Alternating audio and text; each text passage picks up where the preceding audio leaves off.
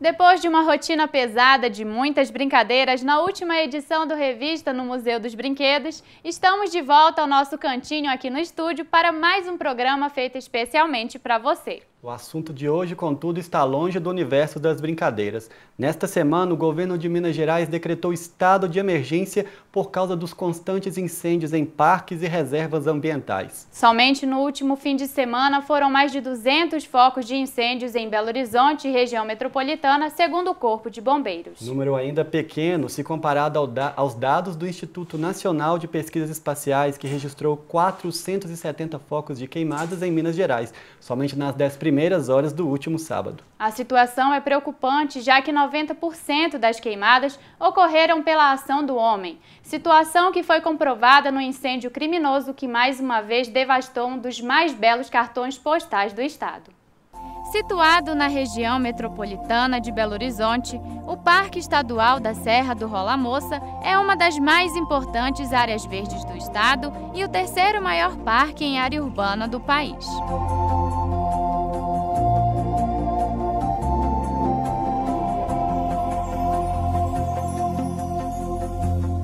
O parque soma a importância de abrigar alguns dos mananciais que abastecem a capital e região metropolitana, além de zelar pela preservação de animais ameaçados de extinção. A diversidade da Mata Atlântica proporciona um colorido especial que encanta a todos os visitantes, ou pelo menos encantava.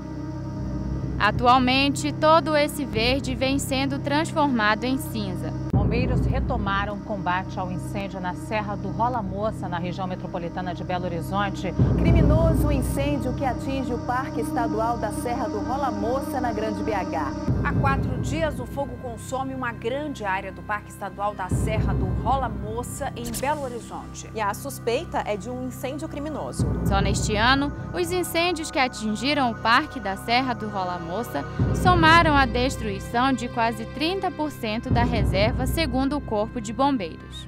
Em 2011, o estrago foi ainda maior. Mais da metade da vegetação foi consumida pelas chamas. Além do Parque do Rola Moça, que é uma vítima constante desses incêndios, outras unidades de preservação, como a Serra da Piedade, na Grande BH, e também a Serra do Cipó, tiveram parte da vegetação destruída pelo fogo. Tantas queimadas trazem consequências sérias como o agravamento da crise hídrica, que já tem aproximado regiões como o Sudeste da realidade nordestina do país. Algo percebido também nas altas temperaturas que tem gerado o clima de deserto em Belo Horizonte. E as belezas das montanhas que cercam a cidade acabam escondidas em meio às cortinas de fumaça. A combinação de tudo isso tem incomodado muita gente. As queimadas, elas deixam o calor mais intenso, principalmente porque estão acabando com as árvores, né? Muito abafado. Eu acho que agora é a época mais quente do ano. Sou alérgico, né? Então, por causa do calor, poeira também às vezes aumenta. Eu tô reparando na cidade muita fuligem também, né? O índice de incêndio aí aumentou, então isso anda prejudicando bastante. Eu acho que o tempo está muito forte e abafado, e as pessoas que são assim, obesas, hipertensas, é que elas, né, apertem mais e sofrem mais, né? Tá muito difícil, eu tenho que beber mais ou menos uns 5 litros de água por dia para suportar. Eu acho o calor tá fora da realidade, né? E as queimadas em Minas, elas todo ano têm repetido, por esse excesso de calor, tá muito grande. E o próprio estado está sofrendo. Agora, eu fico com dó de muitas pessoas. Eu não tenho problema respiratório, mas grande parte da população parece que tem um grande problema de respiração. E a situação pode piorar se nada for feito e a população não se conscientizar. Veja só. O tempo quente e a umidade relativa do ar, que chega a 12% em Belo Horizonte, contribui para o maior número de queimadas. E para falar sobre esse assunto, eu converso com o professor e geógrafo Alessi. Muito obrigado, professor, por ter aceitado o convite. Eu que agradeço a oportunidade de estar aqui com vocês.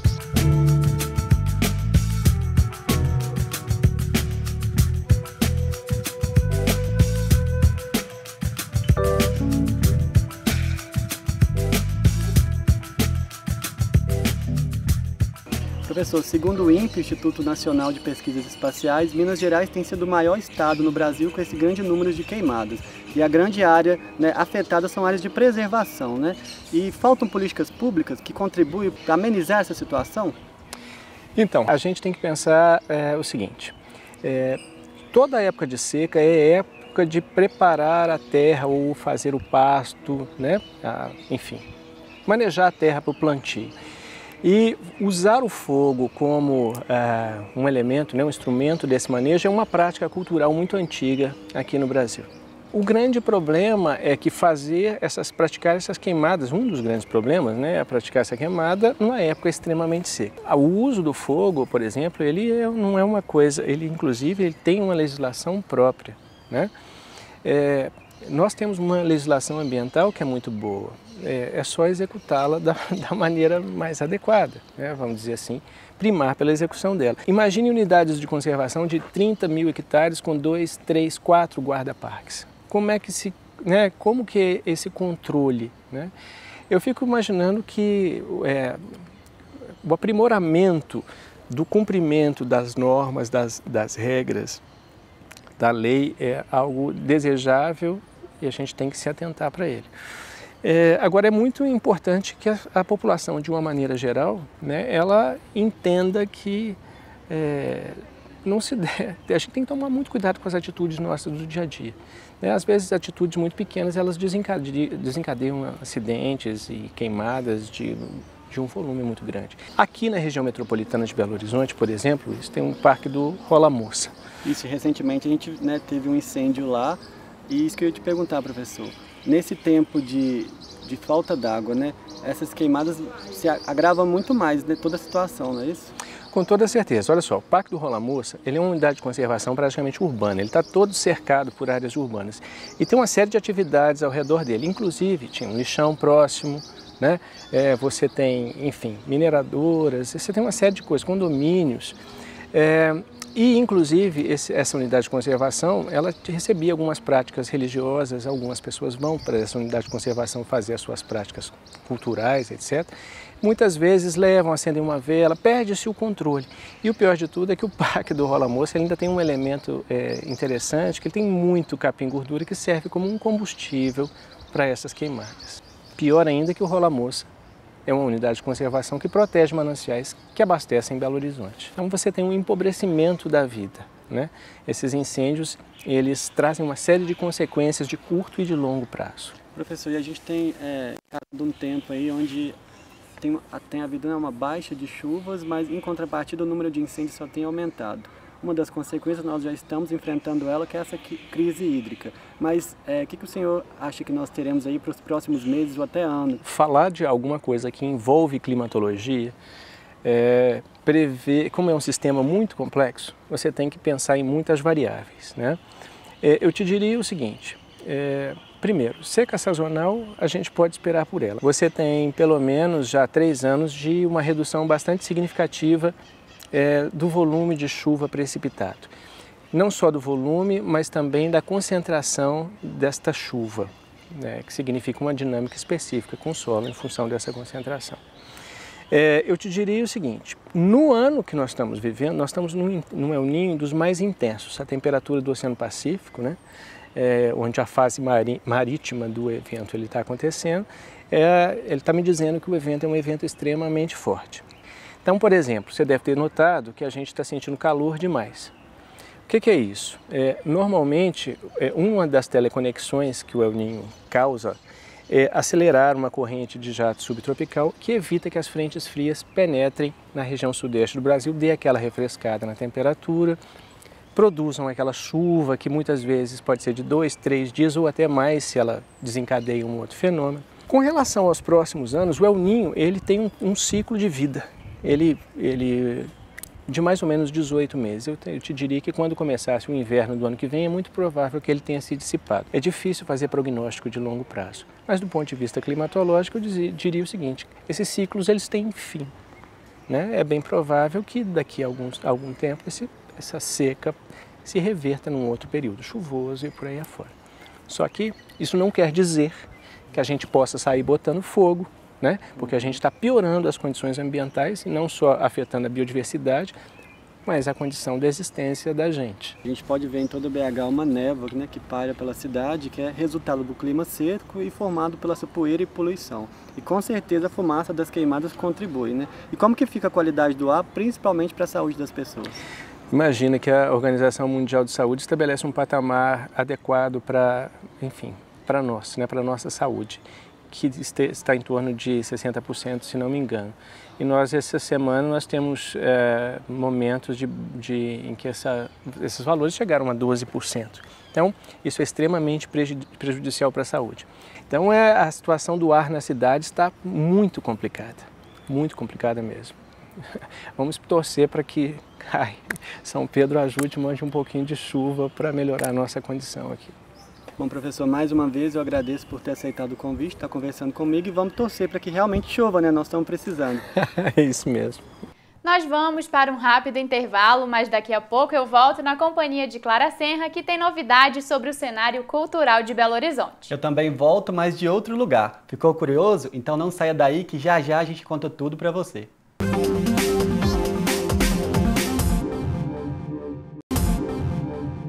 Estamos de volta e com um alerta para os eleitores. Há um ano das eleições municipais, o cadastro biométrico já está disponível na capital em 4 centrais de atendimento. Apesar do processo ainda não ser obrigatório em BH, muitas pessoas já registraram as digitais para não deixar para a última hora. Confira na reportagem de Larissa Souza. Quase 12 mil eleitores já cadastraram as digitais em BH. Para atender a demanda, no último mês foi inaugurada mais uma central de atendimento, somando 4 na capital mineira. O atendimento tem sido rápido, né? Então eles estão aproveitando e já resolvendo todos os problemas. Aqui na Cidade Nova ainda o movimento ainda está fraco, né? Mas a gente espera que o eleitor compareça antes de final de prazo, porque com o final de prazo o volume aumenta muito. O cadastramento biométrico ainda não é obrigatório em Belo Horizonte, mas o eleitor que procurar a Justiça Eleitoral para fazer alistamento, transferência de título, segunda via e atualização de dados vai ter que passar pelo processo. É preciso fazer uma foto, colher a assinatura digital e a digital dos 10 dedos. A questão da biometria é mais segurança, né? Eu acredito também mais rapidez e além de não precisar estar com título. Você pode estar com qualquer documento, com a CNH, por exemplo. Quando o sistema estiver todo implantado, isso aí eu acredito que vai ser mais rápido e mais seguro. Tendo em vista que vai ter que fazer um dia que o processo é para, né, melhorar o andamento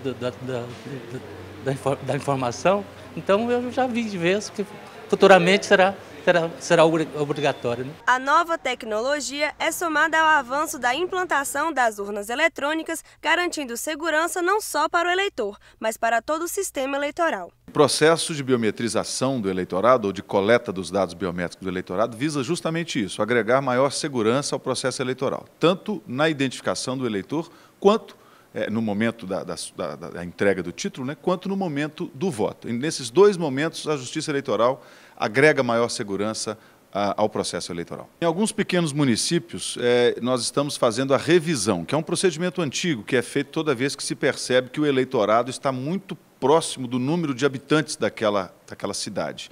Nesse caso, após um procedimento previsto no Código Eleitoral, a Justiça Eleitoral determina a revisão, que consiste na convocação obrigatória dos eleitores a comparecer e fazer prova do seu vínculo com aquele município, sob pena de ter o seu título cancelado. Portanto, obrigatório o comparecimento.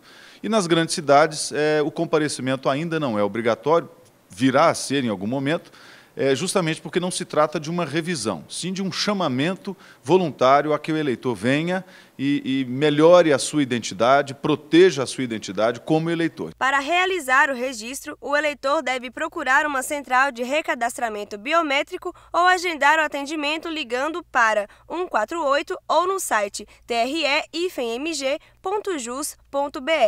O cadastro vai até o início de maio e será reaberto depois das eleições de 2016.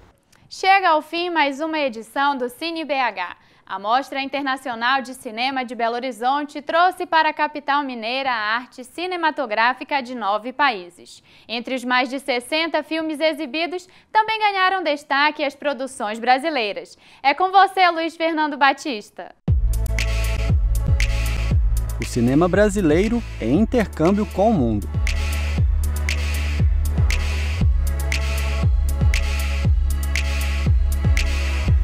A 9ª edição da Mostra Internacional de Cinema de Belo Horizonte promoveu o diálogo do mercado audiovisual entre culturas de diversos países.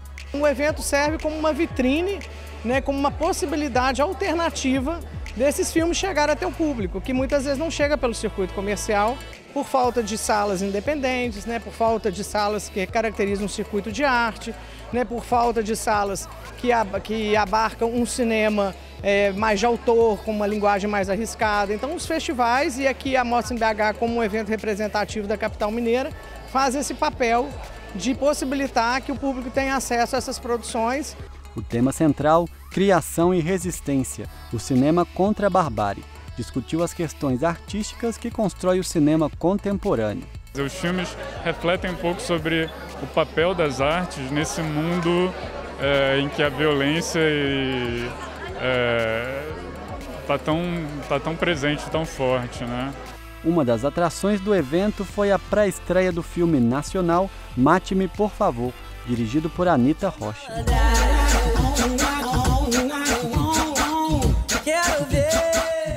O longa acompanha um grupo de jovens da Barra da Tijuca, zona oeste do Rio de Janeiro, em especial uma garota chamada Bia. E o que se passa é que nesse bairro tem uma onda de violência com um serial killer que começa a matar jovens mulheres. E o filme trata de como essas mortes afetam esse grupo de jovens. Para mim, o que é muito importante é tratar da juventude de um modo diferente, sem banalizar, sem subestimar, e ao mesmo tempo tratar de assuntos e experiências que eu, de certo modo, vivi ou presenciei na minha adolescência. Nesse caso, a pulsão de violência, a pulsão de morte, os sonhos, os desejos. E mostrar que os jovens podem ser um pouco diferentes do que certos filmes mostram, e dar uma certa profundidade a personagens, e especialmente a mulheres fortes. A cineasta argentina Lucrécia Martel foi a grande homenageada desta edição. Depois de um intervalo de 7 anos, ela retorna aos sets de filmagens para lançar seu mais novo filme, Zama, que contou com a colaboração de uma produtora brasileira. Ela representa essa filmografia, esse conceito de cinema que a gente acredita, que a gente exibe aqui. Então ela vem representar todos esses cineastas que são, de uma certa forma, contemplados com a programação. A mostra abre espaço para a divulgação do cinema brasileiro e também para as coproduções internacionais. Essa questão da regionalização, que é um fato e que é muito interessante, estão aparecendo muitas coisas boas de outras regiões que não Rio e São Paulo, eu acho que é um dos dados mais interessantes da produção contemporânea do cinema brasileiro. Para o cinema, a internacionalização é fundamental. Tanto no sentido de conseguir financiamento, como conseguir novas plateias e distribuição fora do Brasil também. Então, esse encontro tem desempenhado um papel importante nesse sentido.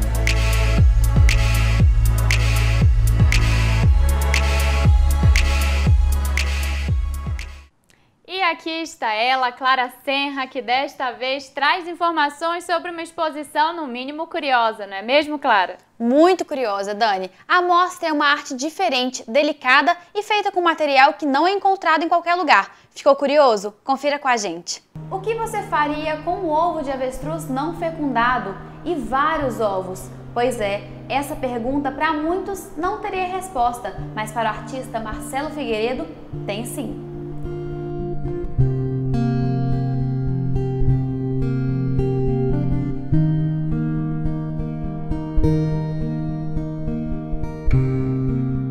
O artista mineiro, em parceria com Sérgio Badim, expõe suas peças com a ideia de aproveitar algo que muitos jogariam fora. O trabalho soma a arte e o design em luminárias exclusivas, feitas com matéria-prima natural. Combinação que encanta quem passa por aqui.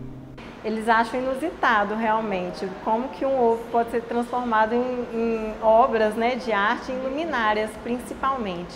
A história do artista com os ovos de avestruz, ela é assim, desde a infância dele. E o que realmente assim, foi o pontapé inicial para ele começar a trabalhar com esses ovos, foi que chamou a atenção dele, foi justamente essa translucidez que o ovo tem sob a luz. Alguns desses ovos são talhados e recebem desenhos e formatos específicos, criando uma identidade para cada luminária. O material, que poderia ser descartado quando combinados a cabos elétricos e tubos de ferro, apresenta ao final peças tridimensionais. 80% dos ovos que são botados, eles não vão para frente, somente 20% que nascem realmente os filhotes. Então, desses 80% da gestação que não vai para frente, é o que eles realmente trabalham para poder realmente aproveitar. Ele já recebe esse material da fazenda, já totalmente assim limpo, já com orifício, já tira o material genético que tem ali dentro. Ele fica por conta realmente de dar banhos químicos. Então, esse processo de banhos químicos é para não dar cheiro, é para não comprometer também a estrutura do ovo, não tirar o brilho do material, da casca. As peças luminosas ganharam vida e do artista receberam os nomes de Medusa, Água Viva, Ninho, Três Marias, Buquê de Alice e Rapunzel. O pessoal tem gostado bastante, assim, é interessante, tem uma novidade, tem a possibilidade também da personalização das obras, coisa que os profissionais dessa área gostam muito, né?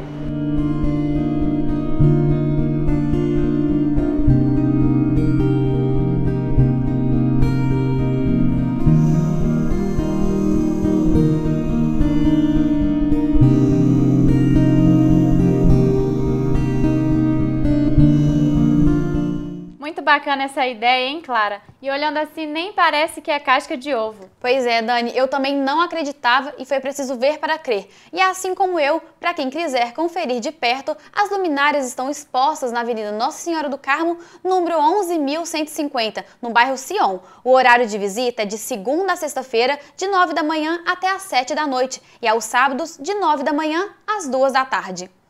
E além da mostra, tem outras dicas, não é mesmo, Clara? Tem sim, Dani. E uma delas pode ser conferida neste fim de semana no Teatro Francisco Nunes. O espetáculo De Tempo Somos, um sarau do Grupo Galpão, desembarca no palco do nosso querido Chico para uma viagem musical no tempo. O novo trabalho da trupe mineira faz a releitura de 25 canções dos anos 80 e 90. Entre os clássicos que devem encantar o público estão Corra Enquanto é Tempo, Álbum de Família e Romeu e Julieta. O musical é um sonho antigo da companhia de promover o encontro da música com o teatro, lançando mais um desafio para os atores. Mais informações pelo telefone 31-3277-6325.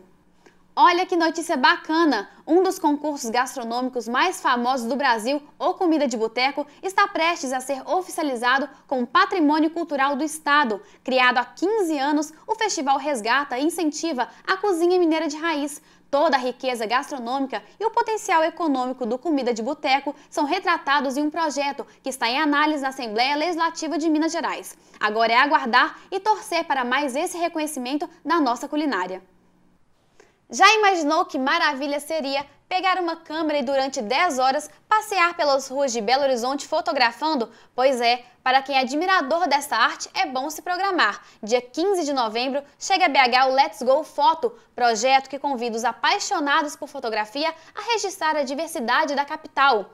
O tema que vai inspirar as fotografias só será revelado no dia do evento. Os participantes vão circular pela cidade em ônibus fretados até cumprirem o roteiro em 10 horas. Entre as premiações está a quantia de R$1.000 para quem fizer a melhor imagem. Podem participar fotógrafos, amadores ou profissionais, com qualquer câmera fotográfica ou celular. Os interessados devem acessar o site que aparece na tela aqui embaixo e preencher o formulário. Corra, pois as inscrições são limitadas.